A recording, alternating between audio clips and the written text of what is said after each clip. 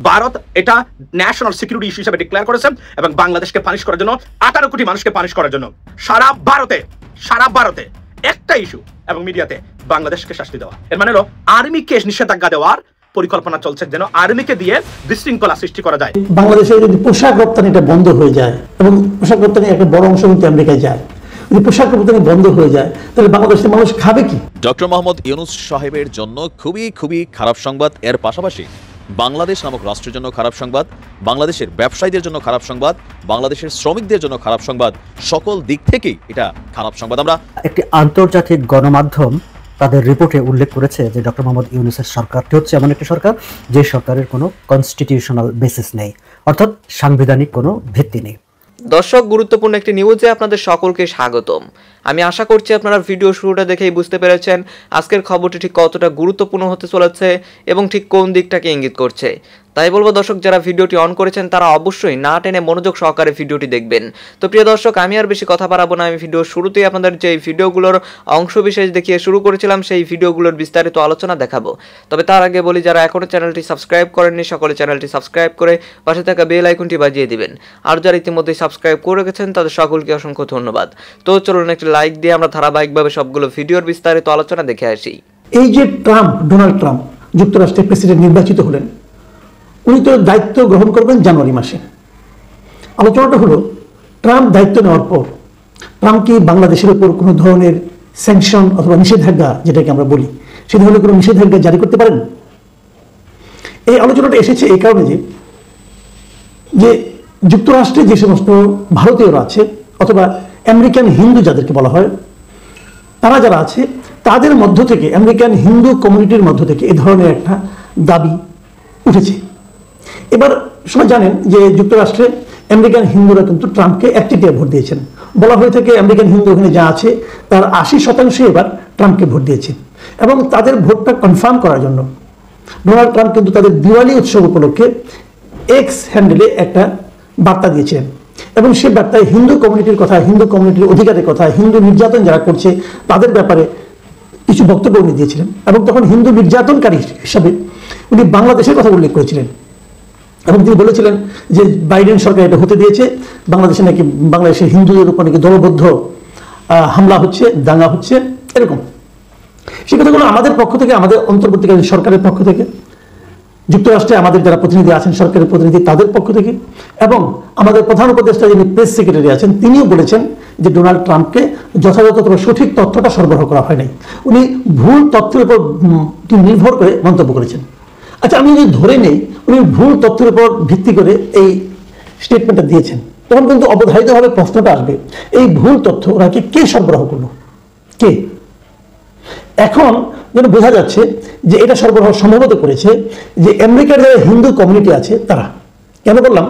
যে পিটিআই মানে press trust of ইন্ডিয়ার একটা খবরে বলা হয়েছে, এটা আজকেই ওনাদের এনডিটিভিতেও প্রকাশিত হয়েছে খবরটা, যে তারা এখানে বলছে, আমি নিউজটা সেও নামটা আপনাদের পড়ে শোনাই, Indian Americans two urge Trump administration for sanctions against Bangladesh. মানে বাংলাদেশের বিরুদ্ধে যাতে স্যাংশন দেওয়া হয় সেজন্য ইন্ডিয়ান আমেরিকানরা ট্রাম্প প্রশাসনের কাছে আহ্বান জানাচ্ছে। কেন? এই নিউজটার ভেতরে পড়লে আমরা দেখতে পাই যে আমেরিকান ইন্ডিয়ান প্রশাসনের খুবই গুরুত্বপূর্ণ একজন ব্যক্তি, তার নাম হলো ডক্টর ভারত বড়াই। এই ভদ্রলোক ভারতীয় আমেরিকান কমিউনিটির একজন নেতা। তিনি যেটা বলেছেন যে ট্রাম্প ক্ষমতা গ্রহণের পরপরই তারা বাংলাদেশের বিরুদ্ধে কাজ শুরু করে দেবে এবং তিনি বলেছেন যে বাংলাদেশের ব্যাপারে, বাংলাদেশের সংখ্যালঘুদের উপর নির্যাতন চলছে, এটা নিয়ে ডোনাল্ড ট্রাম্প যে পোস্ট দিয়েছিলেন সেই পোস্টটাই তাদেরকে নাকি, মানে যে ইন্ডিয়ান আমেরিকান যারা আছে এদেরকে উদ্বুদ্ধ করছে এ ধরনের একটা স্যাংশন দেওয়ার জন্য ট্রাম্প প্রশাসনকে চাপ দিতে। এখন এটা নিয়ে তারা ইন দ্য মিন টাইম বেশ ভালোভাবে কাজও শুরু করেছে কিন্তু, এবং সেখানে স্পষ্টভাবে এটাই বলেছেন যে অনেকগুলো কথাই আছে, আমি সবগুলি আপনাদেরকে পড়ে আপনাদেরকে ক্লান্ত করতে চাই না, কেবল একটা কথাই বলি যে ওনারা বলতে চাচ্ছেন যে বাংলাদেশের যদি পোশাক রপ্তানিটা বন্ধ হয়ে যায় এবং পোশাক রপ্তানি একটা বড় অংশ কিন্তু আমেরিকায় যায়, যদি পোশাক রপ্তানি বন্ধ হয়ে যায় তাহলে বাংলাদেশের মানুষ খাবে কি? তার ভাষ্য অনুযায়ী 80% ব্যবসায়ী বাংলাদেশের হয় এই পোশাক রপ্তানি থেকে, পোশাক শিল্প থেকে। এবং একটা বড় কথা ডক্টর ভারত বড়াই বলেছেন, সেটা হলো উনি বলেছেন যে ডক্টর মোহাম্মদ ইউনূসের যে সরকারটা দেশে এখন আছে এটা আসলে একটা পুতুল সরকার। মানে পাপেট গভর্নমেন্ট উনি এভাবে উল্লেখ করেছেন। এটা আসলে কন্ট্রোল করছে মিলিটারিরা। এবং উনি বলছেন যে মানে আমি ওনারটা পড়ে শোনাই আপনাকে, it is really the army that is in control of the country. মানে আর্মি এই দেশটাকে এখন কন্ট্রোল করছে। আসলে এই কথাগুলো বলা হয় কেন? এই কথাগুলো বলা হয় যে আমেরিকান যে গভর্নমেন্ট আসতেছে তাদেরকে প্রভাবিত করার জন্য। মানে আমেরিকান গভর্নমেন্ট যদি বলা হয় যে অমুক দেশটাতে আসলে কোনো ধরনের ডেমোক্রেসি নাই, গণতন্ত্র নাই, এবং এই দেশটাকে আসলে আর্মিরা কন্ট্রোল করছে, সামনে যাদেরকে আপনারা দেখতে পাচ্ছেন তারা আসলে পুতুল সরকার, এই কথাগুলো যদি বলে, তখন কিন্তু আর ওই গভর্নমেন্টের মাথায় যে ব্যক্তিরা আছেন তিনি যদি একটু মাথা মোটা টাইপের লোক হন, তাহলে কিন্তু ওনারা একটা বড় ধরনের অ্যাকশনে চলে যেতে পারে। ট্রাম্পকে আপনি যেভাবেই দেখেন না কেন, কিন্তু তার একটা সিদ্ধান্ত তো গুরুত্বপূর্ণ। শুধু আমেরিকার মতো দেশের প্রেসিডেন্ট উনি যদি সিদ্ধান্ত নেন সেটা আমাদের বিপক্ষে যাবেই। এবং কেবল তাই না, এই বিষয়ে ভারত বড়াই কিন্তু এখানেই থামেননি।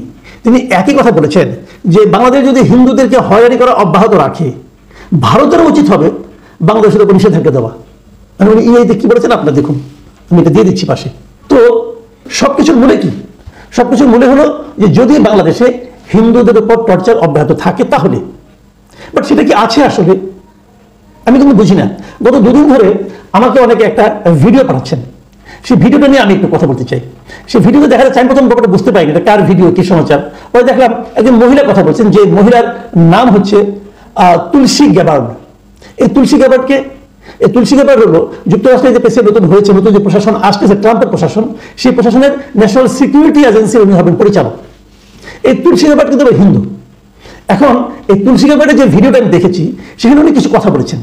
সেই ভিডিওতে তুলসী গ্যাবার্ড বলেছেন যে বাংলাদেশের মন্দিরে ভগবানের ভক্তদের বিরুদ্ধে এমন ঘৃণা ও সহিংসতা দেখে আমার মন ভেঙে গেছে। মানে এই ধরনের আরো অনেক কথা আছে, আমি এক লাইন কেবল পড়ে শোনালাম।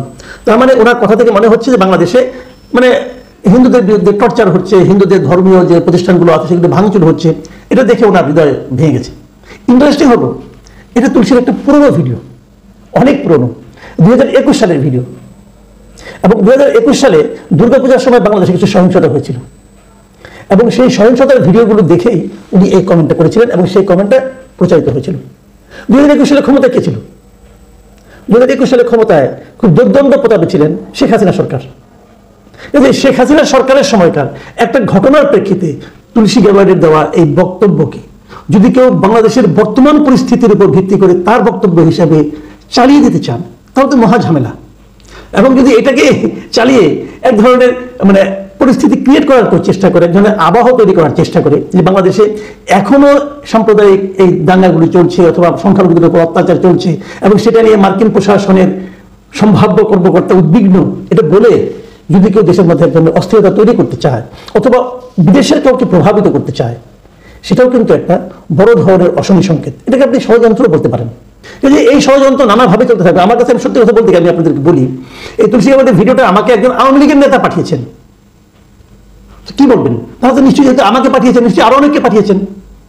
লুকিয়ে আছেন, কোথায় আছেন আমি জানি না, বাট আমাকে এটা পাঠিয়েছেন। তো অনেকে পাঠিয়েছেন, মানুষের মধ্যে কিন্তু একটা ধারণা তৈরি হতে পারে, এবং তারা হয়তো বিদেশেও পাঠিয়েছেন। এভাবেই কিন্তু চলে।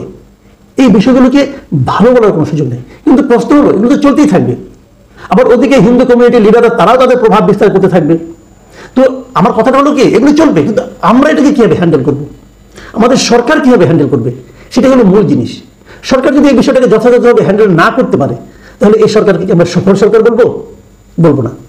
সরকারের দায়িত্ব হলো দেশে অথবা বিদেশে যত ধরনের ষড়যন্ত্র হবে, যে ষড়যন্ত্রগুলো দেশের জন্য ক্ষতিকর হবে, দেশের মানুষের জন্য ক্ষতিকর হবে, সেগুলোকে মোকাবেলা করা। আপনি মোকাবেলা না করে ভালো মানুষ যে বসে থাকলেন, আহা উহু করলেন, এই ধরনের দুর্বল সরকার কেউ দেখতে চাইবে না। সরকার কি ব্যবস্থা নেয় সেটা আমরা দেখতে চাই। দেখুন যুক্তরাষ্ট্রে সরকার এমন একজন লোককে ওখানে দায়িত্ব দিয়ে পাঠিয়েছে, অ্যাম্বাসেডর বানিয়ে পাঠিয়েছে, যিনি একসময় আওয়ামী লীগ সরকার এবং যুক্তরাষ্ট্রে খুবই সোচ্চার ছিলেন। প্রত্যেকটা উনি প্রেস ব্রিফিং উনি যেতেন, যে কথা বলতেন। এখন একটা দায়িত্ব পেয়ে উনি যদি ভুলিয়ে যান, তাহলে কিন্তু আরো বড় সমস্যা। তখন মানুষ ভাববে কি এই দায়িত্বটা পাওয়ার জন্যই বুঝে এগুলো করেছেন উনি। আগে যেরকম আপনাকে দেশপ্রেমিক হিসেবে আমরা ভাবতাম আপনার কথাবার্তা, এখনো সেই দেশ এখন একটা দায়িত্ব পেয়েছেন, সেটা প্রমাণ করুন দয়া করে। দর্শক, আমি আশা করছি আপনারা সকলেই অত্যন্ত মনোযোগ সহকারে সবগুলো ভিডিও দেখেছেন। এমনকি দর্শক, যদি এই ভিডিওগুলো সম্পর্কে আপনাদের কোনো মতামত থেকে থাকে তাহলে তো অবশ্যই জানাবেন। দর্শক, নিউজটি শেষ করছি এখানেই, ফিরছি পরবর্তী নিউজে নতুন কোনো টপিকে। আল্লাহ হাফেজ।